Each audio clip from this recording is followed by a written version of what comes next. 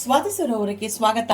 ನಾನು ಲತಾ ಜಯರಾಮ್. ನಮಸ್ಕಾರ ವೀಕ್ಷಕರೇ. ಇವತ್ತು ನಾನು ಕ್ವಿಕ್ ಆ್ಯಂಡ್ ಈಸಿ ರೆಸಿಪಿ ಶೀರ್ಷಿಕೆಯೊಳಗೆ ಒಂದು ಲಂಚ್ ಬಾಕ್ಸ್ ರೆಸಿಪಿ ಶೇರ್ ಮಾಡಿದ್ದೀನಿ.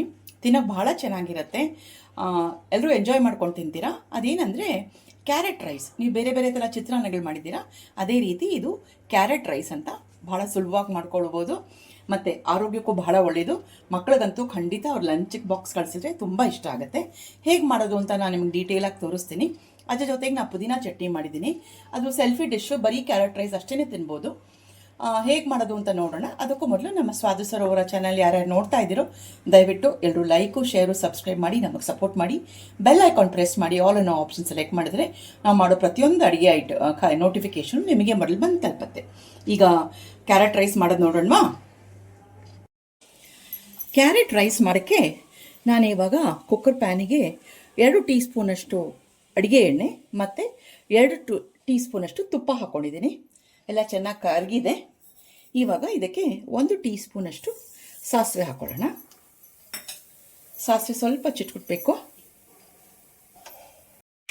ಸಾಸಿವೆ ಚಿಟಿ ಅಂತಿದೆ. ಇವಾಗ 1 ಟೀ ಸ್ಪೂನಷ್ಟು ಉದ್ದಿನಬೇಳೆ, 1 ಟೀ ಸ್ಪೂನಷ್ಟು ಕಡಲೆಬೇಳೆ, 1 ಟೀ ಸ್ಪೂನಷ್ಟು ಜೀರಿಗೆ, ಅರ್ಧ ಟೀ ಸ್ಪೂನಷ್ಟು ಸೋಂಪು ಇಷ್ಟು ಹಾಕ್ಕೊಂಡು ಒಂದು ಸ್ವಲ್ಪ ಮಿಕ್ಸ್ ಮಾಡಿ ಹುರಿಯೋಣ. ಇವಾಗ 2 ಲವಂಗ, ಒಂದೇ ಒಂದು ಏಲಕ್ಕಿ ಮತ್ತು 2 ಇಂಚಷ್ಟು ಚಕ್ಕೆ ತೊಗೊಂಡಿದ್ದೀನಿ. ಅದನ್ನು ಚಿಕ್ಕ ಚಿಕ್ಕ ಪೀಸ್ ಮಾಡಿ ಹಾಕ್ಕೊಂಡಿದ್ದೀನಿ. ಜೊತೆಗೆ ಒಂದು ಪಲಾವ್ ಎಲೆ ಅಥವಾ ಬೇ ಲೀಫ್ ಅಂತಾರಲ್ಲ, ಇದನ್ನು ಹಾಕ್ಕೊಂಡು ಒಂದು ಸ್ವಲ್ಪ ರೋಸ್ಟ್ ಮಾಡ್ಕೊಳ್ಳೋಣ. ಒಂದು 5 ಹಸಿಮೆಣಸಿನ್ಕಾಯಿ ತೊಗೊಂಡಿದ್ದೀನಿ. ಖಾರ ಇಲ್ಲ, ಇದು ದಪ್ಪ ದಪ್ಪಕ್ಕಿದೆ. ಅದನ್ನು ಸ್ಲೈಸ್ ಮಾಡಿಟ್ಕೊಂಡಿದ್ದೀನಿ, ಅದು ಹಾಕೊಳ್ಳೋಣ. ಮತ್ತು ಒಂದು 2 ಇಂಚಷ್ಟು ಶುಂಠಿ, ಅದನ್ನು ತುರಿದಿಟ್ಕೊಂಡಿದ್ದೀನಿ, ಗ್ರೇಟ್ ಮಾಡ್ಕೊಂಡಿದ್ದೀನಿ.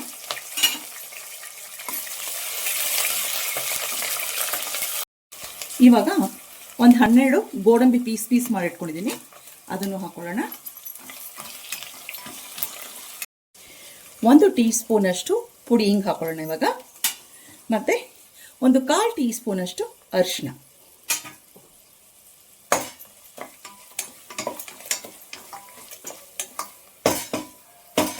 ಇವಾಗ 4 ಈರುಳ್ಳಿನ ಸಣ್ಣ ಸಣ್ಣಕ್ಕೆ ಹೆಚ್ಚಿಟ್ಕೊಂಡಿದ್ದೀನಿ, ಅದನ್ನು ಹಾಕೊಳ್ಳೋಣ. 2 ಕಪ್ಪಲ್ಲಾಗಿದೆ. ಹಾಕ್ಕೊಂಡು ಸ್ವಲ್ಪ ಚೆನ್ನಾಗಿ ಗೋಲ್ಡನ್ ಬ್ರೌನ್ ಆಗೋಷ್ಟು ಹುರ್ಕೊಳ್ಳೋಣ. ಈರುಳ್ಳಿ ಚೆನ್ನಾಗಿ ಹುರಿತಾ ಇದೆ. ಇವಾಗ ಒಂದು 4 ಹೆಸರು ಕರಿಬೇವು ತೊಗೊಂಡಿದ್ದೀನಿ, ಅದನ್ನು ಹಾಕ್ಕೊಂಡು ಇದ್ರ ಜೊತೆಗೆ ಚೆನ್ನಾಗಿ ಹುರ್ಕೊಳ್ಳೋಣ.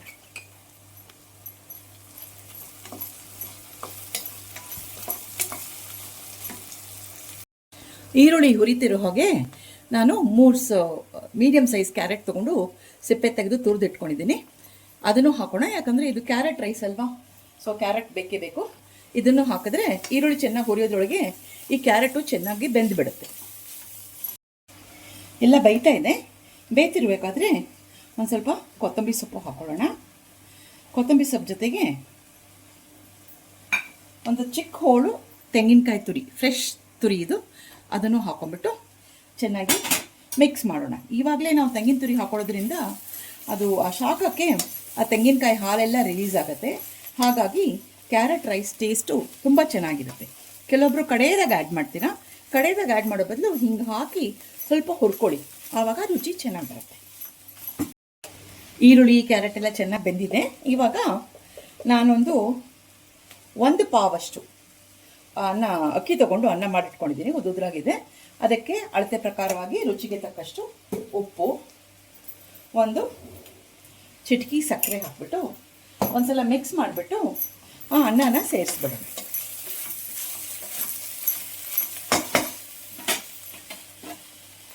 ಅನ್ನನ ಸ್ವಲ್ಪವಾಗಿ ಸೇರಿಸೋಣ.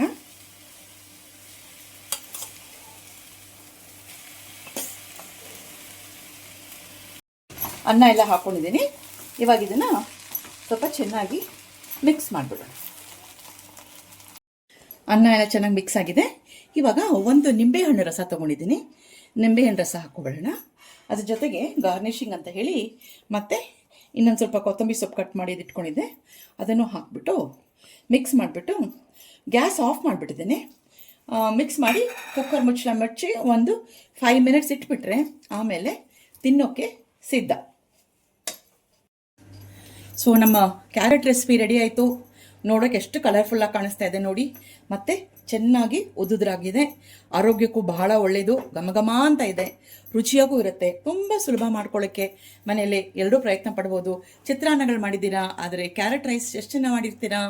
ಮಾಡಿಲ್ಲ ಅಂದರೆ ಖಂಡಿತವಾಗ್ಲೂ ನೀವು ಮಾಡಲೇಬೇಕು, ಎಂಜಾಯ್ ಮಾಡ್ತೀರಾ ಇದನ್ನು ತಿನ್ನೋದ್ರೊಳಗೆ. ಇಷ್ಟು ಹೇಳಿ ನಮ್ಮ ಈ ವಿಡಿಯೋನ ಮುಗಿಸ್ತೀವಿ. ಈ ಜೊತೆಗೆ ಸೈಡಲ್ಲಿ ನಾನು ಪುದೀನ ಚಟ್ನಿ ಮಾಡಿದ್ದೀನಿ. ಸೌತೆಕಾಯಿ ಬಜ್ಜಿನೂ ಹಾಕೊಂಡು ತಿನ್ಬೋದು, ಮೊಸರು ಬಜ್ಜಿನೂ ಹಾಕೊಂಡು ತಿನ್ಬೋದು. ನಾನು ಜೊತೆಗೆ ಪುದೀನ ಚಟ್ನಿ ಮಾಡಿದ್ದೀನಿ. ಕಾಂಬಿನೇಷನ್ ಚೆನ್ನಾಗಿರುತ್ತೆ ಅಂತ ನೀವು ಅದೇ ಕಾಂಬಿನೇಷನಲ್ಲಿ ಮಾಡ್ಕೋಬೋದು. ಖಂಡಿತ ಟ್ರೈ ಮಾಡಿ. ಇಷ್ಟು ಹೇಳಿ ನಮ್ಮ ಈ ವಿಡಿಯೋ ಮುಗಿಸ್ತಾ ಇದ್ದೀನಿ. ಮುಂದಿನ ವಿಡಿಯೋಲಿ ಸಿಗೋಣ. ಅಷ್ಟವರೆಗೂ ನಮಸ್ಕಾರಗಳು.